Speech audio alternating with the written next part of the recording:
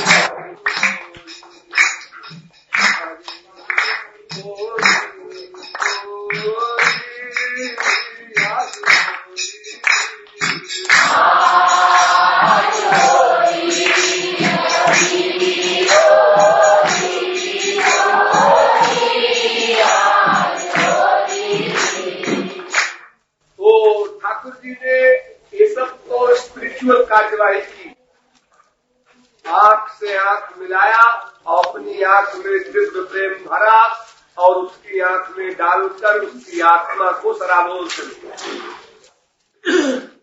वो सखी समाधिस्थ हो गई, गिरी नहीं, खड़ी रही, लेकिन समाधि में हो। समाधि दो प्रकार की वैसे होती है, मोटी अकल में, एक तो निर्विकल्प समाधि, एक सविकल्प समाधि, एक तो ज्ञानियों की समाधि होती। तो वो तो समाधि ऐसी होती है, उसमें बाहर की बात कोई फीलिंग में आएगी, न कुछ नहीं, एक शून्य अवस्था समझ लो। एक ऐसी जगह वो चला गया, उसका अंतःकरण, जहां कुछ करना धरना आई नहीं। और ये भक्तों की समाधि जो होती है, इसमें इंद्रियों का वर्क भी होता है, मन का वर्क भी होता है, बुद्धि का वर्क भी होता है और समाधि भी रहती है। ये विलक्षण बात। आंख देख रही है, कान सुन रहे हैं, नासिका सूंघ रही है, रसना रस ले रही है, त्वचा स्पर्श कर रही है, मन सोच रहा है, बुद्धि डिसीजन ले रही है, सब अपने अपने वर्क कर रहे हैं और समाधि भी है। यानी कोई देखे तो कहे समाधि में कहा है, क्या तो रहा है, चल तो रहा है। हमारे संसार में आमतौर से लोग जड़ समाधि कोई समाधि समझते हैं, माने वो संकल्प विकल्प रहित, इंद्रिय मन बुद्धि के वर्क से रहित हो जाए। जैसे आप लोग गहरी नींद न सोच सकता है, न कभी कोई समझ सकता, दोनों इम्पॉसिबल। बताओ एक थोड़ी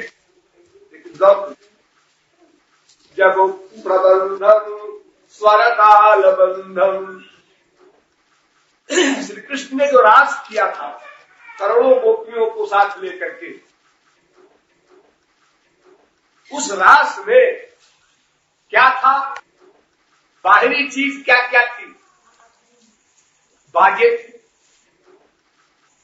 और हाथ पैर आंख इत्यादि इंद्रियों का एक्शन। नाच किसे कहते हैं आप लोग जानते हैं? बाजा, डांस, गाना, तीन बात थी। नृत्य, गान, संगीत के मिक्सचर वो वहां पर रास्ता आ गया। लेकिन जो ये रास हुआ, ये महापुरुषों में भी अंतिम क्लास के जो महापुरुष होते हैं उनको मिला। ये वो रस है जिसके आगे कोई रस न हो, और करोड़ों सिद्ध महापुरुषों में भी किसी किसी को मिले, ऐसा रस है रास्ता। तो इतना बड़ा आनंद जहां मिल रहा है, वहां पर भी ध्यान दीजिए, बाजे ठीक ठीक सारे गामा स्वर के अनुसार बज रहे हैं, गाना ठीक सारे गामा पाधानी स्वर के अनुसार हो रहे हैं, डांस ठीक उसी प्रकार के ताल के अनुसार हो रहे हैं, झप ताल में हो चाहे तीन ताल में हो, जिस ताल में वो गाना है उसी ताल में डांस के पैर चल रहे हैं। यानी ये जो कलाएं हैं, नृत्य गान वगैरह, अगर जरा भी संसार में किसी को आनंद मिलता है तो वो बिगड़ जाता है, वो ढंग से नहीं हो सकता। कभी देवियों से, स्त्रियों से कभी ऐसी गलती हो जाती है कि दाल में नमक नहीं छोड़ा, दूसरे दिन दाल में नमक ज्यादा हो गया। तो लगातार 2 दिन ऐसी बात जब हुई तो पति कहता है, आजकल दिमाग कहाँ रहता है, दिमाग कहाँ रहता है। मैंने कुछ बड़ा भारी सुख होगा या बड़ा भारी दुख होगा, कोई बात सीरियस है जो गड़बड़ हो रही लगातार, ठीक है ठीक गड़बड़ हो, कोई बात नहीं। तो गड़बड़ जो होती है संसार में, अधिक आनंद में अथवा अधिक दुख में, क्योंकि दोनों में बुद्धि का वर्क नॉर्मल नहीं रहता। अधिक सुख मिला तो आदमी होश में नहीं रहता। देखो, राम जा रहे थे, सर्वभंग ने सुना, सुदीक्ष ने सुना, राम आ रहे हैं, तो जल्दी चल के उनसे मिले, ये व्याकुलता दर्शन की।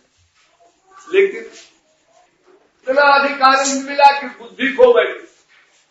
और देशी और विदेश पंथ नहीं सूझा, को मैं चलूं कहाँ नहीं बुझा। जाना है पूरब की तरफ से, राम आ रहे हैं, भागे जा रहे हैं पश्चिम की तरफ। अरे राम आ गए, राम आ गए, सुनो भैया राम आ गए। राम से मिलने जा रहे हो तो जिधर से राम आ रहे उधर भागो, लेकिन होश नहीं, समाधि हो जाती है। और ये बड़ी छोटी अवस्था है जहां पर ऐसा हो जाता है। इससे आगे अवस्था और होती है जहां भगवत प्राप्ति होती है, और उसके आगे बहुत दूर और चले जाओगे तब महाराज की अवस्था होती है। लेकिन वहां भी देखो सब होश में, कितना बड़ा आश्चर्य। महाराज का रस मिलते हुए श्री कृष्ण के गले में हाथ डालकर उनका आलिंगनाद मिलते हुए भी और कोई गोपी गिर के नीचे जमीन पर बेहोश नहीं हो रही है, ठीक ठीक राज हो रहा है। मामूली सुख में भी संसार में कोई माँ, कोई बाप, कोई बीवी, कोई पति नॉर्मल नहीं रहता है। मामूली सुख में एक अधोका सुख जो संसार का होता है, किसी का बच्चा खो जाए और एक हफ्ते बाद मिल जाए तो माँ जब बच्चे को चिपटाती है तो उस समय उसको हल्की फुल्की समाधि हो जाती है, चाहे पेड़ को। तो ये सब कैसे होता है? ये योग माया से होता है। भगवान के पास और महापुरुषों के पास एक पावर होती है, उसे कहते हैं योग माया।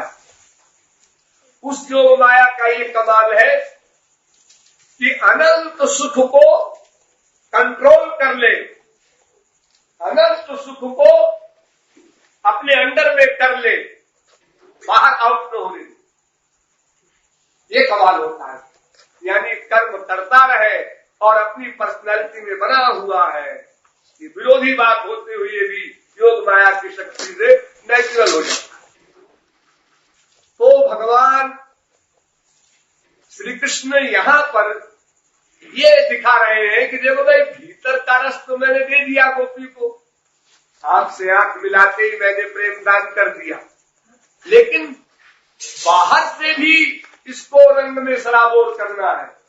संसार में जैसे लोग डकैती करने वाले 420 लोग ऐसा करते हैं ना, आपको कोई प्रसाद खिला दिया है, बद्री नारायण का प्रसाद है, तो आपने कहा प्रसाद है, बच्चा खा लिया और वहीं पर आप लौट गए, सामान सब लेके चले गए।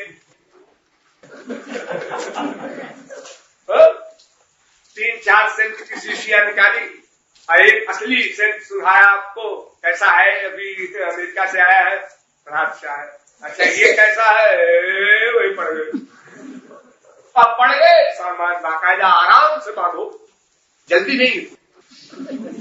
अब आधा घंटे को वो गए समाधि में।